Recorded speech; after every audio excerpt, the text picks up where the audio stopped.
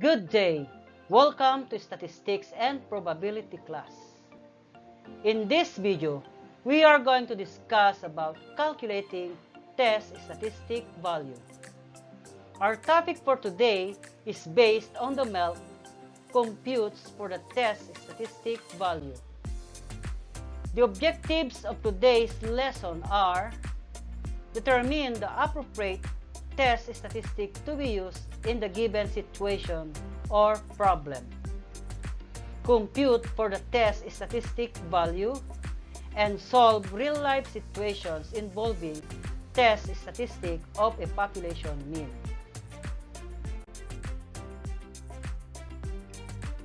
And now for the main topic, calculating test statistic value. Let us define test statistic. Test statistic is the value calculated from the sample data which is needed whether you reject the null hypothesis or not. The C-test and T-test are the two test statistics for hypothesis testing. Here are now the steps in calculating test statistic value. Step 1. Determine the type of test statistic to be used. When testing the hypothesis concerning means, you use either the C-test or T-test depending on the given situation. But then, when do we use the C-test or the T-test? It is important to carefully identify the given in a situation because it determines what type of test statistic will be employed. Consider this flowchart. Do we know the population standard deviation? Is it yes or no? If yes, use C-test. If no, is n greater than or equal to 30 or is n less than 30? If n is greater than or equal to 30, use C-test. But if n is less than 30, use T-test. Step 2. Use the appropriate formula. To use T-test, we use the formula T equals x bar minus mu over S over square root of n, wherein x bar is the sample mean, mu the population mean, S the sample standard deviation, and n the sample size. To use C-test, we use the formula C equals x bar minus mu over sigma over the square root of n, wherein x bar is the sample mean, mu the population mean, sigma the population standard deviation, and n the sample size. Step 3. Substitute the given values to the formula.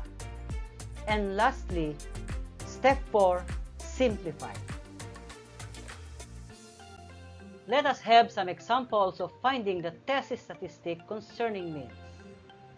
First example, compute the test statistic given the following: sample mean 87, population mean 84, population standard deviation 10, and sample size 35. Following the steps in calculating test statistic value. Step 1. Determine the type of test statistic to be used. Since the population standard deviation is known and n is greater than or equal to 30, use T-test. Step 2. Use the appropriate formula. We have the formula for C-test equals x bar minus mu all over sigma over the square root of n.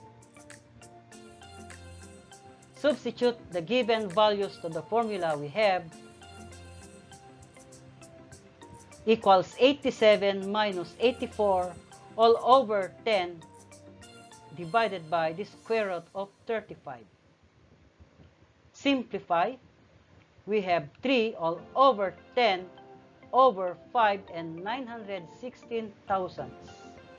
Simplifying it further, we have 1 and 77 hundredths.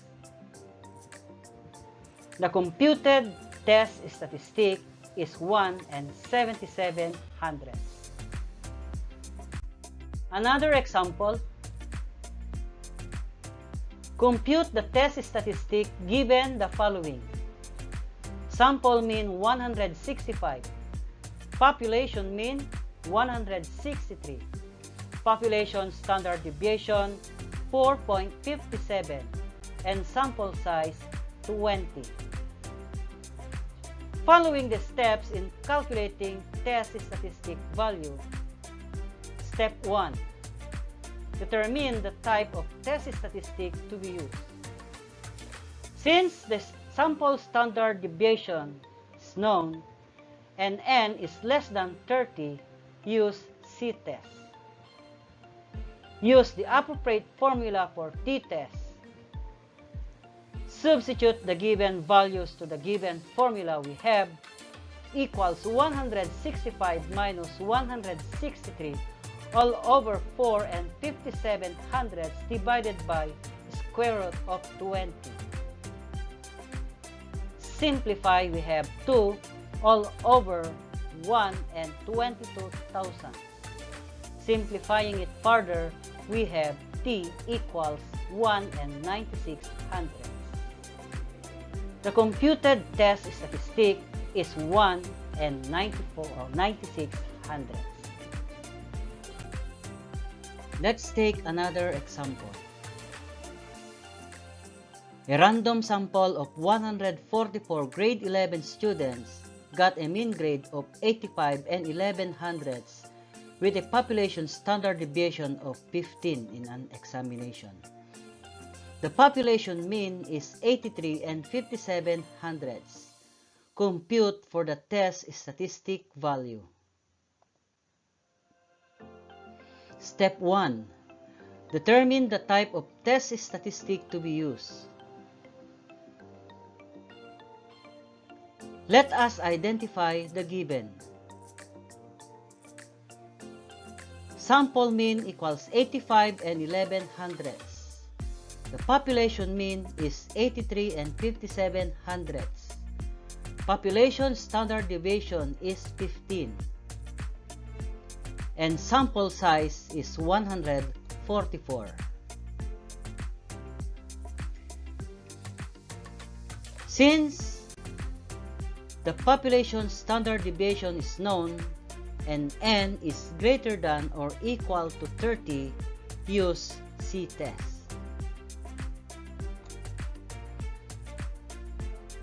Use the appropriate formula for C-test. Substitute the given values to the formula.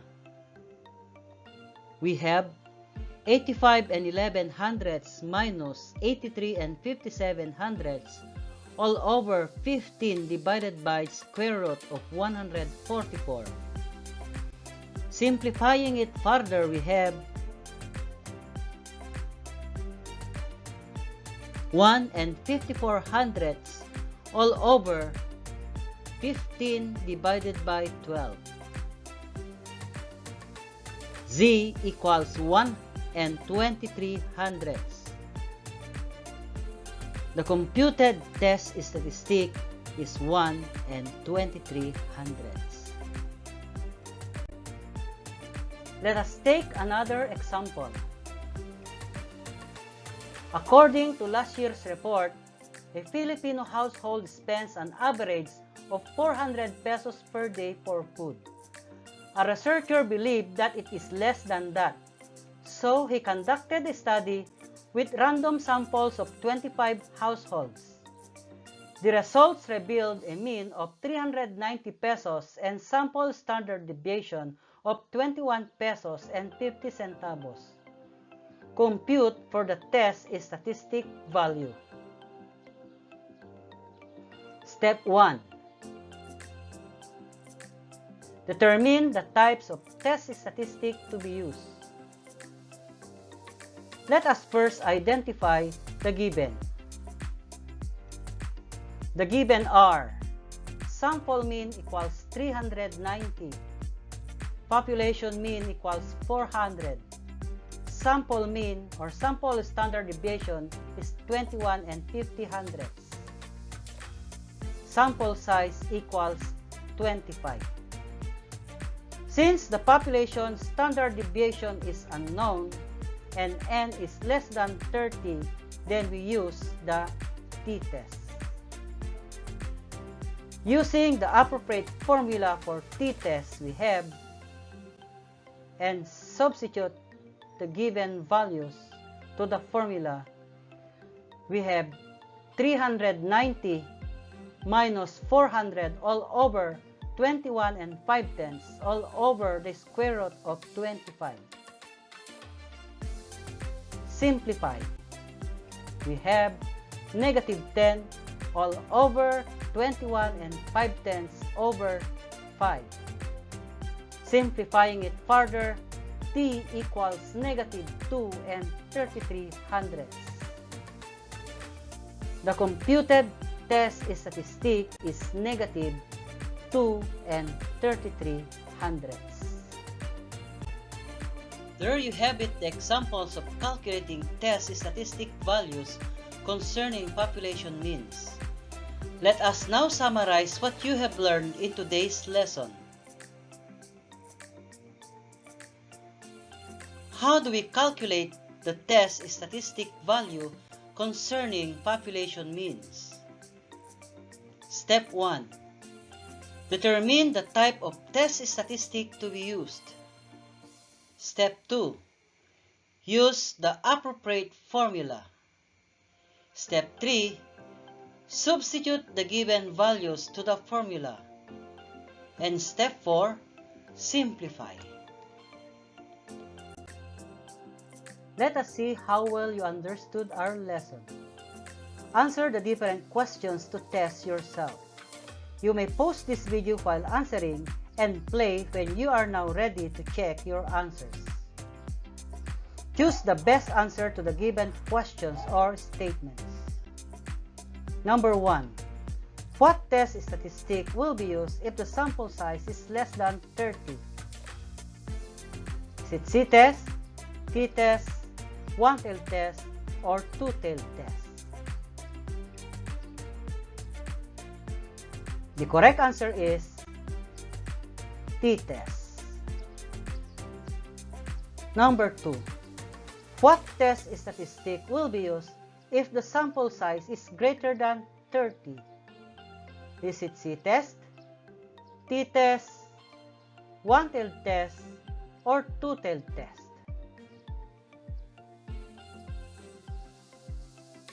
The correct answer is C-test.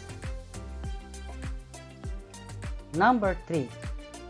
Which test statistic will be used if the sample size is 18?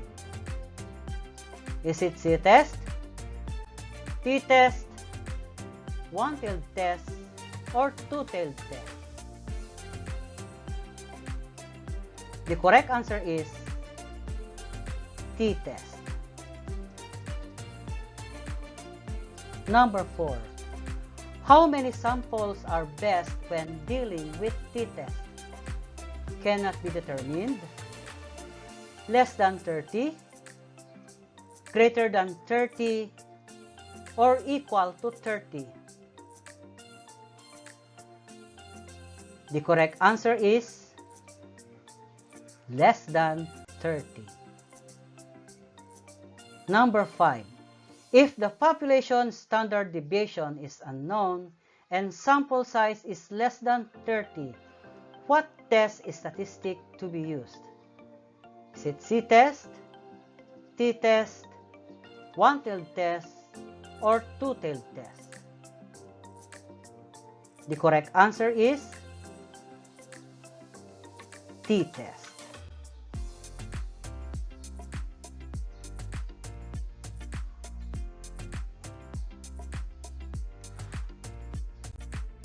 Thank you for participating in our discussion.